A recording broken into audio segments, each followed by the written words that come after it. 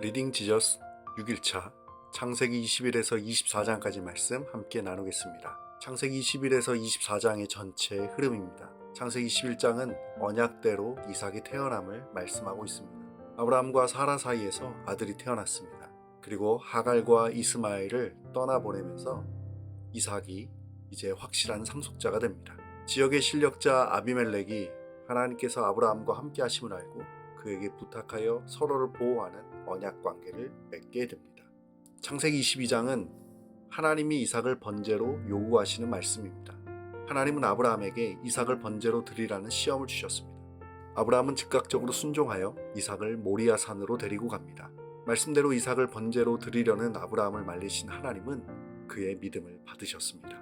아브라함의 믿음을 받으신 하나님은 이전에 맺었던 언약을 재확증하셨습니다.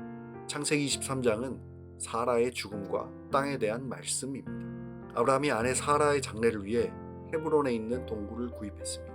이에 따라 앞으로 아브라함의 후손들은 가나안 땅과 직접적인 관련이 생기게 되었고, 이는 땅을 주시겠다는 하나님의 언약이 이루어져가는 출발 지점이 되었습니다. 창세기 24장은 이삭과 리브가의 결혼에 대한 말씀입니다. 아브라함의 종은 이삭의 배우자를 찾으러 하란으로 가게 되었고, 하나님의 인도하심 가운데 리브가를 만나게 되었습니다. 모든 자초지종을 들은 리브가의 아버지 부두엘은 혼인을 승낙하고 딸을 가나안으로 보냈습니다. 이삭이 리브가를 아내로 맞이하여 자손을 잇게 하시겠다는 하나님의 약속은 자연스럽게 이어지게 되었습니다. 하나님은 아브라함을 통해 예수님이 이 땅에 오실 수 있도록 작정하셨습니다. 이를 위해 필요한 것은 아브라함이 약속의 땅을 얻게 되는 것이고, 그 땅에서 자녀를 낳고 그 자녀가 계속해서 그 땅에서 살아가도록 하는 것이었습니다.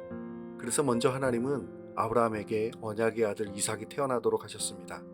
장성한 언약의 아들 이삭이 리브가와 결혼해서 계속해서 하나님의 계획이 이어지게 되었습니다. 결국 예수님은 언약대로 아브라함의 자손으로 오셔서 우리를 포함한 천하 만민이 복을 얻게 하셨습니다. 이와 동시에 땅에 대한 약속도 함께 이루어져 가고 있었습니다. 하나님은 아브라함을 늘 보호하셨고, 그 지역의 실력자들이 하나님이 아브라함과 함께 하신다는 사실을 알게 하셨습니다. 그래서 아비멜렉은 아브라함과 사이좋게 지내기를 원하며 서로 평화 언약을 맺어서 아브라함은 마음 놓고 하나님께서 보내신 그 지역에서 살 수 있게 되었고, 헷 족속은 사라를 매장할 수 있는 막벨라굴을 아브라함에게 팔아서 아브라함과 그 자손들이 그 지역의 소유권을 주장할 수 있는 초석을 놓게 해주었습니다. 바로 예수님은 약속의 땅 가나안에서 태어나셔서 하나님의 뜻을 이루셨습니다.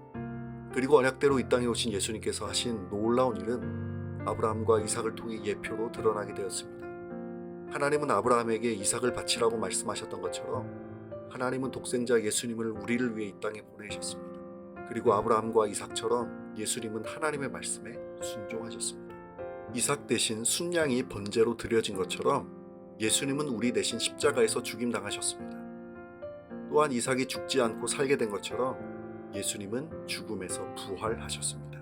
이후 아브라함이 이삭을 바치려 했던 모리아산에 하나님을 예배하는 성전이 세워지게 되고, 성전의 원형이시며 완성이신 예수님이 우리를 위해 이 땅에 오셨습니다. 바로 아브라함이 하나님을 만났던 그 자리에서 하나님은 아브라함의 자손들과 교제하셨고, 우리는 그 성전이 나타내는 그 성전의 완성이신 예수님을 통해서 하나님을 아버지라고 부르고 교제하는 놀라운 은혜를 누리게 되었습니다. 말씀을 통해 우리 자신의 모습을 돌아보고 하나님 앞에 결단하기 원합니다.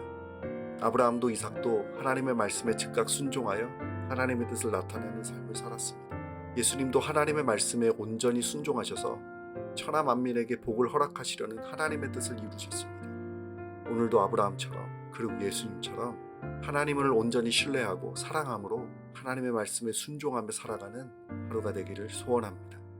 아내의 죽음과 자녀의 결혼과 같은 일상에서 나타난 일들을 통해서도 하나님의 뜻은 차근차근 이루어집니다. 매일 반복되어 무료해 보이는 삶이던 감당하기 어려운 큰 일을 겪고 있는 삶이던 그것과 상관없이 세상과 교회와 우리의 삶 속에서 하나님은 성실하게 자신의 뜻을 이루어 가십니다.